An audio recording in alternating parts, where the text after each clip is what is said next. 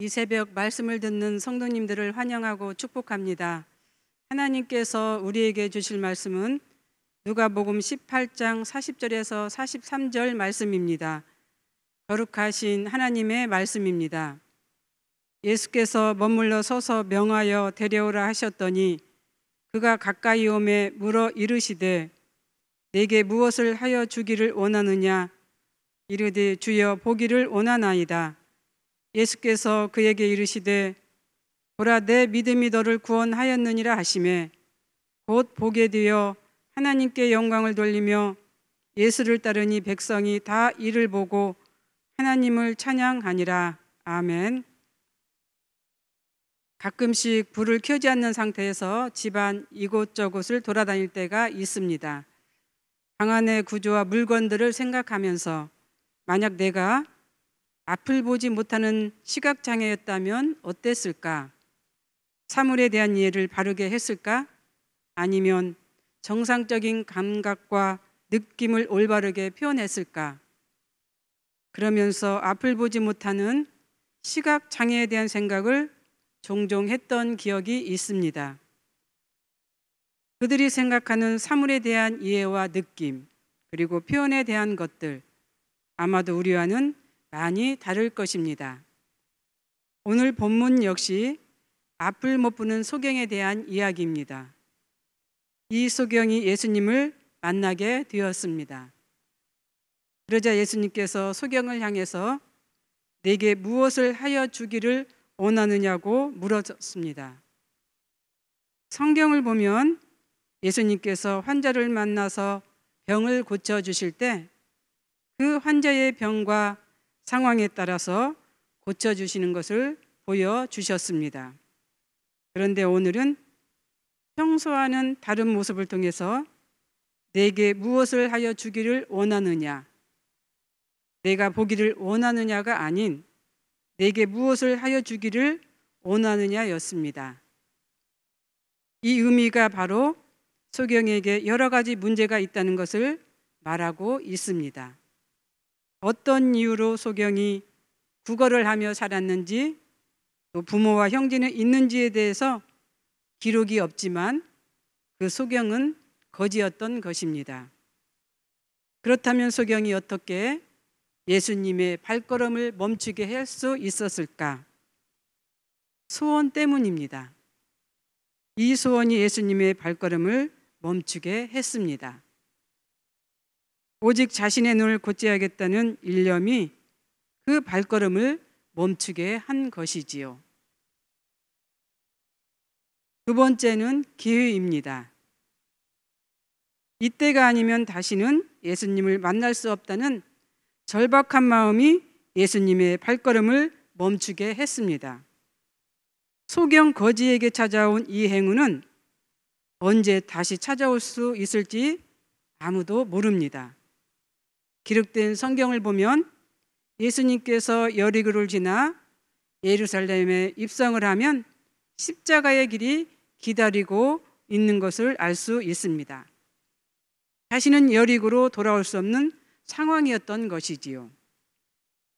이러한 사실을 알지 못한 소경이었지만 이 소경의 마음엔 이번 기회를 놓치면 평생 그의 소원인 눈을 뜰 수 없다는 절박한 마음이 그의 마음속에 있었다는 것을 알 수 있습니다. 여기서 우리에게 주는 교훈이 있습니다. 바로 소경에게는 다른 사람에게 없는 꿈과 비전이 있었다고 하는 것입니다.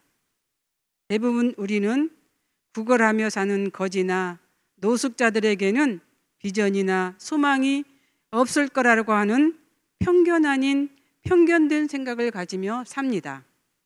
그런데 본문에 나타난 소경에겐 이런 큰 비전이 그의 마음속에 있었다고 하는 사실입니다. 그 비전이 있었기에 소경은 앞을 못 보는 어려운 상황 속에서도 눈을 떠야 한다고 하는 그 희망으로 살아온 것을 알 수 있습니다. 이런 희망이 있었기에 그는 예수님을 만날 수 있게 되었고 그 행운을 얻을 수 있었던 것입니다. 우리에게도 이런 비전이 있습니다. 그 비전이 곧 예배이며 기도입니다. 예배를 통하여 주님의 음성을 듣고 기도를 통하여 비전을 이루고 꿈을 이루는 성도가 되었으면 좋겠습니다. 그렇다면 우리의 기도는 왜 응답이 안 될까? 요한복음 5장 5절 9절에서 말씀을 읽겠습니다. 거기 38해 된 병자가 있더라. 예수께서 그 누운 것을 보시고 병이 벌써 오랜 줄 아시고 이르시되 내가 낫고자 하느냐? 병자가 대답하되 주여 물이 움직일 때에 나를 못에 넣어주는 사람이 없어 내가 가는 동안에 다른 사람이 먼저 내려가나이다. 예수께서 이르시되 일어나 내 자리를 들고 걸어가라 하시니 그 사람이 곧 나와서 자리를 들고 걸어가니라.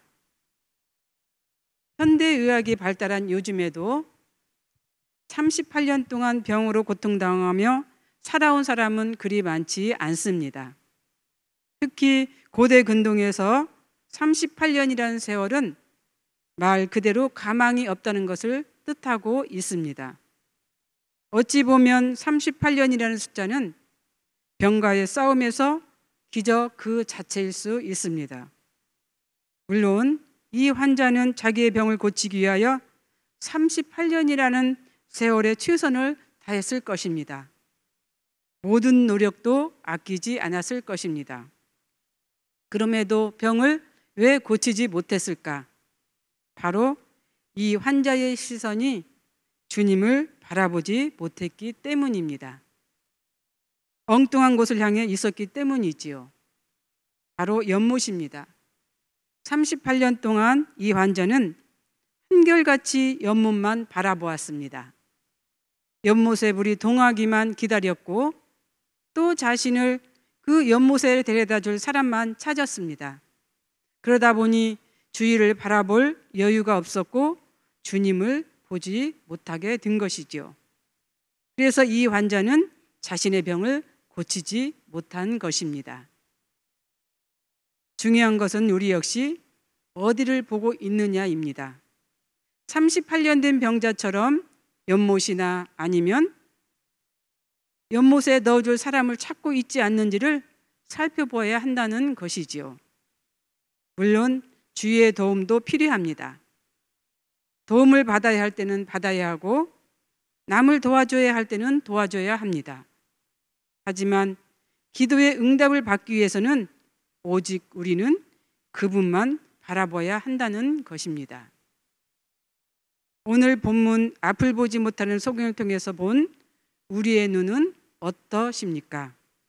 주님을 바라보고 있습니까? 아니면 주위를 바라보면서 문제가 해결되기를 기다리며 살고 있지는 않습니까?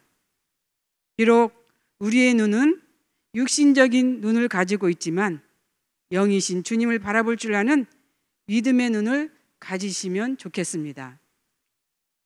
소경은 보이지 않는 눈을 가지고 있었지만 영적인 눈을 통하여서 주님을 보았습니다. 본문 18장 17절에 보면은 다윗의 자손이여 라고 하는 이 단어가 이 소경의 믿음을 증거하고 있습니다.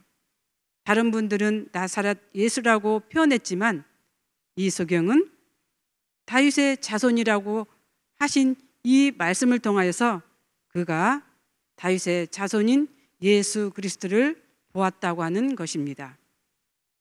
우리 역시 영적인 눈을 통해서 주님을 바라볼 수 있는 우리 모두가 되었으면 좋겠습니다. 기도하겠습니다. 사랑과 은혜가 풍성하신 하나님, 오늘 또 우리는 하나님의 말씀을 통하여서 우리의 눈이 어디를 바라보고 있는가를 깨달아 알 수 있는 삶이 되게 하여 주옵소서. 그리하여 우리가 주님을 진정으로 보고 있는지를 이제 회개하며 하나님 앞에 나아가게 하여 주옵소서. 그 뜻대로 사는 오늘 하루가 되게 하여 주시옵소서. 꿈과 소망을 가지고 주님께 나아갈 수 있는 우리의 믿음이 되게 하여 주옵소서. 예수님 이름으로 기도드리옵나이다. 아멘.